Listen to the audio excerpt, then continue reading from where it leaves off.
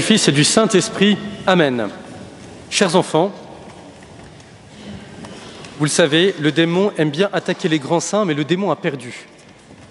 Un jour, le démon a voulu tenter Padre Pio. Alors il s'est fait passer pour un homme, et comment il s'y est pris? Il est allé voir Padre Pio en disant « Oh, c'est vous Padre Pio ?» Padre Pio dit « Oui, oui. » Il dit donc « C'est incroyable ce que vous arrivez à faire comme bien. » Et Padre Pio dit « Que Dieu soit béni. » Et l'autre insiste en disant « Ah mais quand même, je veux dire, avec toutes les personnes qui viennent se confesser, le Seigneur doit être content de vous. Hein. Ah, il doit être très très content. Hein. » Et il insistait comme ça, et puis Padre Pio n'est pas idiot. Et il savait que lorsqu'on commence à toucher à l'orgueil, ça ne vient pas de Dieu. Alors il s'est tourné vers l'homme et il lui a dit « Eh bien dans ce cas, puisque vous êtes aussi ravis, dites avec moi, loué soit Jésus-Christ. » Et là, paf, la personne disparaît. Voilà, le démon, il ne faut pas en avoir peur parce qu'il suffit de dire que le Seigneur Jésus soit béni et il disparaît. Et donc lorsque on entend peut-être ces petites voix qui viennent nourrir notre orgueil, etc., il suffit de dire « Loué soit Jésus » et comme ça on va retrouver toujours cette paix du cœur. Et pour les plus grands maintenant, je ne sais pas si vous avez remarqué la structure que suit les évangiles du dimanche du carême. Il y a en fait une alternance de combat et de repos. Premier dimanche de carême, nous étions au désert avec le Seigneur. Combat. Le dimanche suivant, c'est-à-dire dimanche dernier, nous étions sur le mont de la Transfiguration pour contempler la gloire de Dieu. Repos. Dimanche prochain, multiplication des pains. Repos. Et ce dimanche, c'est combat. On voit le Seigneur Jésus chasser les démons, eh bien, nous sommes aussi appelés à vivre ce combat spirituel, et ce, jusqu'au dernier moment de notre vie. Et on peut se demander, mais pourquoi le combat spirituel? On l'entend dans l'Évangile aujourd'hui, le Seigneur a vaincu le démon, il chasse les démons. En plus, nous avons été baptisés, nous avons reçu cette présence de Dieu en nous. Alors, pourquoi ce combat?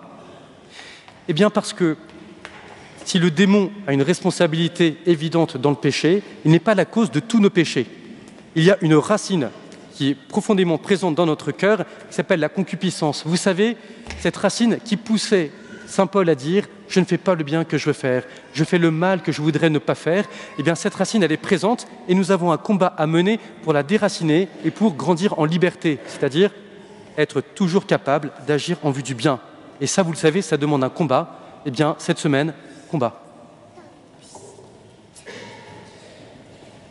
Comment déraciner cette concupiscence? Comment ne pas tomber dans les ruses du démon? C'est ce que nous allons voir aujourd'hui. Mais commençons par la concupiscence et la nécessité du combat, en rappelant quelque chose d'essentiel, parce qu'il y a cette expression, vous savez, qui nous est familière, qu'il va falloir bannir à tout jamais. C'est l'expression de péché mignon. Non, le péché, c'est immonde. Il n'y a pas de péché mignon, et on ne peut pas invoquer l'excuse du péché mignon, c'est immonde. Je me souviens d'un prédicateur en retraite qui comparait le péché à cette bière tiède, vous savez, qui est restée tout un après-midi dans le coffre de la voiture. Et il nous disait, qu'elle soit d'abbaye ou industrielle, c'est immonde. Eh bien, le péché, c'est pareil. Comme cette bière tiède, il n'y a rien de bon dans le péché, il n'y a rien de mignon dans le péché, et il va falloir le déraciner. La conversion, c'est un combat nécessaire pour toute la vie. Saint Antoine, le père des moines, s'était lui aussi fait tenter par le démon 15 minutes avant la mort de Saint Antoine. Et le démon arrive et lui dit « Saint Antoine, je me rends, t'as gagné. Non, c'est vrai, t'as gagné. Plus besoin de te battre, t'es à Dieu. » Et Saint Antoine lui a répondu « Menteur, je sais qu'il me reste 15 minutes à vivre sur cette terre et le combat, je le mènerai jusqu'au bout. » C'est toute la vie qu'on est amené à vivre ce combat. Si je vous dis que depuis notre baptême, nous sommes des temples vivants, vous le savez, est-ce qu'on le vit vraiment, cette vérité de foi? Est-ce que nous prenons conscience, est-ce qu'on croit vraiment cette vérité de foi? Nous sommes les temples vivants de Dieu. Puisque nous sommes les temples vivants de Dieu, cela veut dire que le péché est une profanation. Voilà ce que c'est. D'où la nécessité de la conversion. Et ça veut dire quoi se convertir? Ça veut dire apprendre à dire toujours plus non et de toutes nos forces à ceux qui nous empêchent d'aimer Dieu par-dessus tout. La conversion, c'est permettre à notre cœur de régner en nous pour qu'il soit toujours à l'initiative et toujours capable d'aller vers le bien, notre bien et le bien des autres. Nécessité de la conversion. Alors comment mener justement ce combat de la conversion? Alors là, le démon est bon aussi pour nous dire « Voilà, tu as pris des petites résolutions. Et, mais à quoi elles servent dans le fond ces petites résolutions ?» Eh bien, ne l'écoutons pas. Ces petites résolutions, elles sont bonnes parce qu'il faut savoir de temps en temps dire non à un plaisir permis pour être toujours capable de dire non aux désirs mauvais. Et les petits renoncements que l'on fait pendant le carême, eh bien, ils sont bons. C'est notre exercice qui nous permet de grandir en liberté et de ne pas tomber justement dans ces pièges de notre concupiscence. Alors, le démon peut aussi nous piéger autrement, en nous faisant désirer des efforts qui sont extrêmement élevés, et puis au bout de 2 jours, ou 3 semaines, on s'écroule. Eh bien, 3e dimanche de carême, on fait le point pour justement voir comment prendre ces bonnes résolutions pour déraciner toujours plus cette concupiscence. Pour ça, le père Pierre Descouvement, dans son livre « Gagner le combat spirituel », et que je vous recommande, nous donne cette règle des 3 P pour choisir une bonne résolution. Il nous dit tout d'abord qu'elle doit être petite. Tout en étant ambitieuse, il faut viser un vrai progrès, mais commençons par les petites choses. Petites, pratiques, pas quelque chose d'éthéré et d'impalpable, et précises. Ça ne suffirait pas de se dire, dans ce carême, je vais être plus charitable. Non, il va falloir choisir des actes précis et concrets, et c'est comme ça que petit à petit, on va avancer. Donc lorsqu'on sort du confessionnal, à notre prochaine confession, sur l'occasion de se demander quelles sont les résolutions que je vais prendre pour justement déraciner cette concupiscence. Et ça ne suffira pas. Parce que vous le savez, la nature a horreur du vide. On l'a entendu dans l'Évangile aujourd'hui, le Seigneur qui nous dit « Attention, l'homme duquel le démon est chassé, son état peut être pire après si le démon revient avec 6 autres démons pires que lui. » La question qui nous est posée, c'est quand je déracine quelque chose, quand je retranche quelque chose de mauvais de ma vie, qu'est-ce que je vais mettre à la place? Puisque la nature a horreur du vide. Ou plutôt présenter autrement, qui vais-je mettre à la place? Est-ce que c'est le Seigneur que je vais mettre à la place? Le déracinement de notre attirance pour le mal, c'est quand même terrible d'être attiré pour le mal, c'est toute notre vie. Et le démon est bon pour venir souffler sur les braises, justement, de cette concupiscence. Le démon est un chien attaché qui aboie. Alors on se dit, mais si le démon est véritablement un chien attaché, pourquoi fait-il autant de dégâts? Je pense que comme moi, vous avez tous assisté à cette scène où un petit garçon, en passant dans la rue, entend un chien aboyer et commence à jouer avec le chien. Vous savez, à l'exciter un petit peu. Donc les parents lui disent « laisse-le tranquille ». Et même si le chien est attaché, lorsque l'enfant vient l'asticoter toujours et plus, en s'approchant du chien, eh bien, il y a un moment où la laisse n'est pas assez longue pour retenir le chien, et tac, c'est là qu'il se fait mordre par le chien. Eh bien, en fait, il en est du même ordre pour nous lorsqu'on commence à jouer avec la tentation. On n'est pas de taille à jouer avec la tentation. Et lorsqu'on commence à regarder ce que le démon nous présente, eh bien, c'est là qu'on se fait mordre, nécessairement. Nous allons voir juste deux armes que le démon aime bien utiliser. Il y en a beaucoup et on va juste en voir 2 ce soir. Aujourd'hui, les armes les plus insidieuses, vous savez, sont l'arme de l'inquiétude et l'arme du désespoir. Dans son livre « La tactique du diable », C.S. Lewis, et c'est un très bon livre justement pour connaître notre ennemi, C.S. Lewis donne la parole à un démon expérimenté qui écrit des lettres à un démon junior pour lui donner les bonnes techniques pour perdre les âmes. Et voici une des techniques qu'il lui donne, je vous le lis. Donc c'est un démon qui parle. Rien ne vaut l'incertitude et l'anxiété pour barricader l'esprit d'un homme contre l'ennemi. Quand un démon dit l'ennemi, c'est notre Seigneur. Parce que Dieu désire que les hommes se préoccupent de ce qu'ils sont en train de faire. Et c'est notre affaire, pour nous les démons, de les faire penser à ce qui pourrait arriver.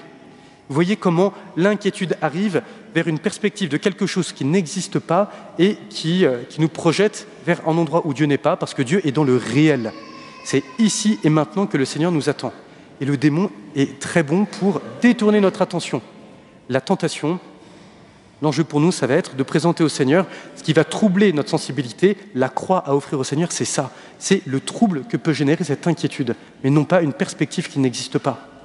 Et n'oublions jamais que les tentations que l'on offre au Seigneur portent du fruit et participent à la rédemption du monde. C'est ça que le démon essaie de nous faire oublier. C'est dans le réel que Dieu nous attend ici et maintenant. Et il y a aussi l'arme du désespoir. Alors, à quoi ressemble l'arme du désespoir? C'est cette arme que le démon aime tant pour s'attaquer aux âmes qui ont vraiment ce désir de conversion. Nous sommes ici pour ça. Donc attention. Qu'est-ce qu'il dit le démon? À quoi bon de confesser, puisque tu retombes toujours dans les mêmes fautes? C'est pas un peu hypocrite de revenir toujours pour la même chose? Voyons, à quoi bon? Si, chers frères, il faut toujours éviter le péché, il va aussi falloir être vigilant sur ce qui suit les moments où on tombe et où on pêche. L'après-péché est peut-être plus redoutable que le péché lui-même parce que c'est le moment où le démon va essayer de nous mettre le coup de grâce. On le voit, vous savez, dès le péché originel, avec Adam et Ève, qui commettent le péché originel et qui après se cachent, ont peur. Alors, quelques rappels importants pour ne pas tomber dans cette ruse du démon. Premièrement, ni Dieu ni le confesseur ne nous demandent d'être originaux au confessionnal. Le but, voilà, il y a un péché originel, mais le but, c'est pas de chercher une originalité dans le mal, parce que si on regarde attentivement, le mal est d'une banalité effrayante. Je ne dis pas ça pour nier la gravité du péché. Le péché est grave, mais le péché est un mal, et le mal est toujours une destruction. On n'est jamais créateur dans le mal. Et donc, c'est d'une banalité terrible. Ensuite, ce que le démon essaie de nous faire oublier aussi, c'est que ce que nous confessons au confessionnal, c'est telle pensée, ou telle parole, ou tel acte que j'ai posé tel jour vis-à-vis de telle personne. Et ça, c'est nouveau. Et lorsque je viens au confessionnal, c'est pour demander pardon au Seigneur pour cet acte que j'ai posé tel jour et qui n'était pas conforme à la charité. Et ça, c'est nouveau. Et on a besoin régulièrement de venir se réconcilier avec Dieu. Et qu'est-ce que Dieu me demande? En fait, il me demande de persévérer sans cesse dans notre lutte contre le mal, en acceptant de le faire à petits pas, petit à petit, le plus petit pas possible. Et nous avons des saints qui nous aident justement à garder cette espérance et ne pas tomber dans ce piège du désespoir du démon. Exemple, Sainte Faustine, qui un jour avait pris conscience qu'elle avait fait une petite imperfection. Alors, quand Sainte Faustine dit petite imperfection, je pense que c'est vraiment une petite imperfection. Cependant, elle en a pris conscience et elle a suspendu son travail un moment pour aller dans la chapelle et pour demander pardon au Seigneur. Si elle est allée dans la chapelle, ce n'était pas parce qu'elle s'était déçue elle-même de son manque de perfection. C'est parce qu'elle avait pris conscience qu'elle avait blessé celui qu'elle aimait plus que tout. Et elle est venue lui demander pardon, et Sainte Faustine, cette grande âme, avait la grâce justement, elle, de voir le Seigneur et de l'entendre. Et ce jour-là, elle a entendu le Seigneur lui dire ceci. « Sans cette petite imperfection, tu ne serais pas venu vers moi. Tu sais que chaque fois que tu viens vers moi, en t'humiliant pour demander pardon, je déverse de nombreuses grâces sur ton âme. Ton imperfection disparaît à mes yeux, je ne vois que ton amour et ton humilité. Tu ne perds rien, bien au contraire, tu progresses beaucoup. » Ça, c'est ce que le Seigneur dit pour une petite imperfection. À côté, le Seigneur dit par ailleurs qu'il y a beaucoup plus de joie au ciel pour un pécheur qui se convertit que pour 99 justes.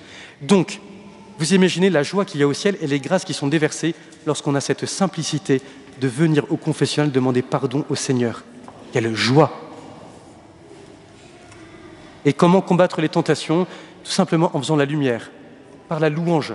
La louange, ce n'est pas quelque chose de nouveau qui a été inventé par quelques exaltés fous de l'Esprit Saint, c'est quelque chose de profondément ancré dans notre tradition chrétienne et qui est la propriété de tous. Vous avez remarqué pendant le dimanche, pendant le carême, on ne prie plus le Gloria. Donc il va falloir compenser avec d'autres actions de louange qui nous permettent en fait de faire la lumière sur tout, de montrer au Seigneur les tentations que le démon nous présente. Vu que le démon déteste la lumière, lorsqu'on dit au Seigneur « voilà ce que me présente mon imagination, voilà ce que me fait désirer ma sensibilité, voilà ce que me présente ma mémoire », le démon déteste ça et il s'enfuit. De la louange, c'est-à-dire ce mouvement qui élève mon âme vers Dieu. En termes plus savants, Saint Jean de la Croix, il appelle ça un acte anagogique à placer dans vos soirées lyonnaises la prochaine fois. Je fais un acte anagogique lorsque je suis en voiture, par exemple, c'est-à-dire un acte qui élève mon âme jusqu'à Dieu. Voilà comment on triomphe de ces tentations, c'est tout simplement en élevant le regard vers Dieu. Le combat spirituel, chers frères, c'est avant toute chose le combat de Dieu. Pas de quiétisme, il ne faut pas se dire que Dieu va tout faire et on va se laisser porter pour notre sanctification. Non, on a un combat à mener. Il va falloir déraciner ce qui n'est pas conforme à la charité, ce qui n'est pas conforme à notre vocation à la sainteté. Seulement, attention au risque inverse de volontarisme, de vouloir se sauver sur nos seules forces. Et c'est là qu'on s'épuise en fait, lorsque on y va à coup de volonté. Un jour, Mère Teresa voyait une de ses religieuses partir pour sa mission, son apostolat, et elle la voyait avec un regard triste. Donc elle l'appelle dans son bureau et lui dit « Ma sœur, votre croix, vous la portez devant ou derrière Jésus ?» Et en fait, cette religieuse avait compris qu'elle portait sa croix devant le Seigneur, c'est-à-dire, eh bien, sans le regarder lui. Elle s'en est rendue compte, elle a retrouvé le sourire, elle est partie en apostolat. Élever le regard vers le Seigneur. C'est Dieu qui nous a mérité la victoire, mais est-ce que je veux le laisser agir en moi? Notre vocation, c'est la sainteté.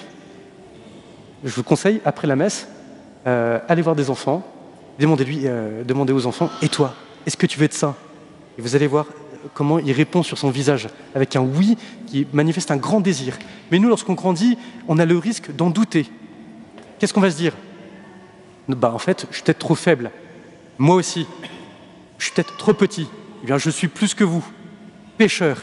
Eh bien, je dis à Monte, mais moi aussi. Ça, chers frères, être faible, être petit, être pécheur, c'est ce qu'on appelle le réel. Et ce n'est pas le réel qui est un obstacle à notre sainteté. Qu'est-ce qui va être un obstacle à notre sainteté? Ça va être la médiocrité. Ça, c'est l'obstacle à la sainteté. La médiocrité qui consiste à nous dire « Ah ben non, en fait, la sainteté, c'est pas pour moi. La sainteté, c'est peut-être bien sur le papier, mais c'est pour d'autres. » Eh bien non, ça, c'est médiocre. La petitesse, la faiblesse, le fait que nous sommes pécheurs, c'est le réel, et c'est ça qui nous permet de laisser Dieu agir en nous. Et nous avons cette vocation à la sainteté. Viser une sainteté médiocre. Viser, vous savez, le purgatoire en disant « si j'y arrive, ce sera déjà pas mal ». Eh bien, ce n'est pas conforme à notre vocation à la grandeur. Pour vous en rendre compte, plusieurs parmi vous m'ont fait état de ce qui se passe lorsque nous, prêtres, nous sommes au confessionnal, par exemple le dimanche, par exemple quand il n'y a qu'un seul confesseur, comme aujourd'hui, et une file d'attente incroyable. Et donc, il arrive que des pénitents qui ont un vrai désir de confession, et je vous y encourage, voient le monde qui est devant eux. Et puis, juste avant que ce soit leur tour, ils se rendent compte que le pénitent qui est en ce moment au confessionnal se confesse avec une lenteur insoutenable. Et lorsqu'enfin il sort, paf, un enfant sort du bois, chouf, rentre dans le confessionnal, on n'a même pas le temps d'entrer au confessionnal. Dites-vous que le purgatoire, c'est pire. Parce que c'est un temps d'attente pour lequel on ne peut rien faire pour nous-mêmes. Ce qu'il va falloir viser, ce n'est pas le purgatoire, c'est Dieu et la sainteté. Et ce, dès maintenant. Sainte Thérèse d'Avila nous dit que la sainteté, c'est tomber et se relever. Vous avez remarqué, Sainte Thérèse d'Avila ne dit pas « la sainteté, c'est ne jamais tomber », elle dit « la sainteté, c'est tomber et se relever ». L'enjeu pour nous, ça va être de nous laisser relever par Dieu, et dans ce jour de combat, nous sommes là pour ça. Seul Dieu donne la victoire, et la bonne nouvelle, c'est qu'il nous l'a déjà méritée. Seulement, il ne va pas nous la donner sans nous. Sainte Jeanne d'Arc, cette jeune fille qui s'y connaissait en termes de combat, a ce sens de la synthèse où elle nous dit « il faut batailler pour que Dieu donne victoire ».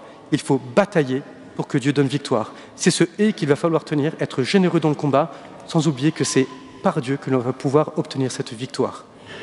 Alors, chers frères, partons au combat avec un cœur de petit et une âme de victorieux, parce que le Christ est déjà vainqueur. Au nom du Père, et du Fils, et du Saint-Esprit. Amen.